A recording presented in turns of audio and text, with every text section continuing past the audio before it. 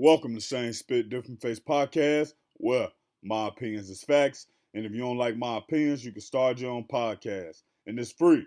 So don't forget to click the like button, the subscribe button, and the notification bell. I come from the trenches, keeping tools like it's wrenches. Bodybuilding niggas over plates like benches. EA Sports now, but I started on the benches. Hands hang, how you gon' tell me to pull them up? Foreign wheels peel like potatoes, I'm pulling up. I just hit a lick on the split and I split it up. Yeah, I split it up. If you like the hip hop artist you just heard, go to the description and subscribe to the YouTube. So, let's talk T Grizzley first day out. Also follow Same Spit Different Face on Instagram. Now, Spit Squad, for those of you who don't know, I'm going to tell y'all about T Grizzley first day out video, how it came, and also how he ended up being in jail to get the first day out. So, T Grizzley basically was on the road down to Kentucky, and he ended up getting a call, and the call he was getting was from Michigan, where they were basically saying, hey, you got a warrant for your arrest, you got to turn yourself in. So while he was heading down to Kentucky, he was like, all right, I'm finna go do this robbery then, because I'm going to need some money to put up to fight this case. I need a lawyer, and I ain't got no paper. So when he go inside there, he say he got his hoodie on, and the people inside of there like, yo, why you in here with your hoodie? Why you doing this? Why you doing that? So what he ended up saying is like, yo, I'm in here, I'm an athlete, people know me, so I'm running, but I like to put my hood on so people can't tell me who I am. Now, honestly, it probably was a red flag because he wasn't sweating, so when he said he was running, that probably gave him stuff or whatever. But then he basically pulls out the hammer, he smashes the glass, and he's about to like try to take the Rolexes and get out of there. And then he said all he hears is freeze. He said when he turned around, he noticed the nigga got a gun. He look at him and he like, man, this look like one of them Klans members who waiting on me to make a move so he could smoke me. So he say he put the gun down, he got down on the ground, and he said the police and the news was there in like 5 or 10 minutes. He said it was like they knew that they was gonna do that or something. He was like, it's literally like that. So he said he go to court. He go to jail, and while he's sitting there, he ain't got no money for no lawyer, but he just like, man, I got to start looking at this shit. He had a public defender.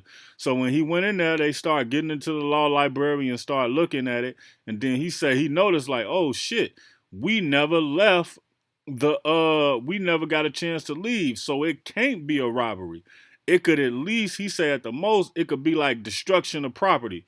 So what ended up happening is that he told the public defender, like, oh yeah, you right. That's correct. So they started to do that, and basically he ended up getting out of there with, I believe he said time served. So then when he go back up to Michigan, he get in jail, and they was about to be offered like 15, 20 years, people was telling him. But then he ended up getting back in the law library, and he talked to the people, his public defender talked to the people, and they basically ended up saying, okay, you right.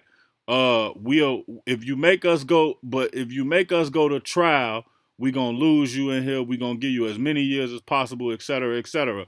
But he was like, if you take this plea deal, but I forgot what the plea deal was, but if you take this plea deal, you'll be out in no time, basically, and you'll be back able to such and such and such. So, but they said the key is that you have to get everybody to accept the plea deal.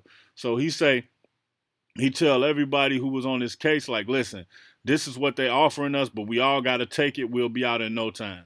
Now, he was comfortable in jail because when he got there, he knew a lot of people there, so he started seeing old heads, people from the hood, et cetera, et cetera. So then once he got out, he went up to one of his homies like, yo, let me get $250 to buy this beat. So then that homie was like, nah, when you going to pay me back? He like, nigga, I just got out. What do you mean when I'm going to pay you back? So he went up to another homie and was like, yo, my probation officer say I need a job or I'm going back to jail. So his homie was working at the golf course. So he like, fuck it, I'm going to work at the golf course with you then. So he went up there, got a job at the golf course, etc. So as time moving on, he ended up shooting the first day out. And then once he shot it, he said he went up to like one of the OGs in the hood and was like, yo, I'm going to try to get this rap shit a try, etc. So then he said the nigga was like, yeah, we got you. Fuck it. Whatever you need, we going to pay for it. So literally they ended up paying for the video. And he said, man, if this video get 10,000 views in a month, I'm out of here. And then instead of getting 10,000 views in a month, the video ended up getting like 250,000 views in like a week. And he basically said he wrote it that way where he was talking about what happened with the case and jail and all that. because he didn't want to have to explain it like 4 or 5 times. And he was like, it was a lot of people who wanted to know what happened, and they could just go to the song and hear about what happened. And he said right after that, when he got that 250,000 views, he said his homie called him like, yo, man, they trying to book you for a show. And he was like, they trying to give you 50,000. He's like, what? 50,000? So they started calling the promoters back like, yo, I only got one song out right now though. And they was like, man, we don't care. You can come and perform that. You hot in the streets. And ever since then, he been a rapper. Never give up hope. Keep striving. Keep grinding. Just because you in the worst place of your life right now, don't mean you can't be in the best place of your life later. Check out episode 6 of No Time to Play Fair in the end screen.